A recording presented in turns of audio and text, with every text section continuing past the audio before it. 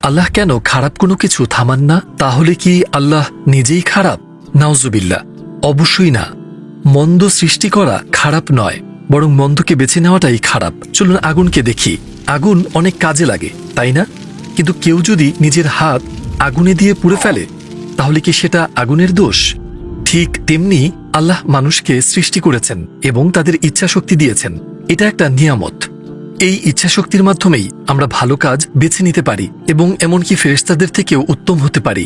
তাই ইচ্ছাশক্তিই দেখিয়ে দেয় কে ভালো আর কে নয়। এই শক্তি না থাকলে একজন অপরাধী আর একজন ভালো মানুষ সমান হতো। তাই ইচ্ছাশক্তি খারাপ কিছু না। খারাপ হলো যখন কেউ সেটা ভুলভাবে ব্যবহার করে, ঠিক আগুনের উদাহরণটার মতো। আবার ধরুন, যদি আল্লাহ প্রতিটা খারাপ কাজ থামিয়ে দিতেন, তাহলে এই জীবনে আর পরীক্ষাই থাকতো না। ভাবুন তো, আপনি চেষ্টা করছেন কাউকে আঘাত করার, আর হঠাৎ কিছু একটা আপনাকে থামিয়ে দিল। তাহলে তো সবাই আল্লাহর উপর বিশ্বাস করতো, তাই না? কিন্তু সেটা বিশ্বাসের কারণে হতো না, বরং তা হতো আল্লাহর মুজিজা দেখার কারণে।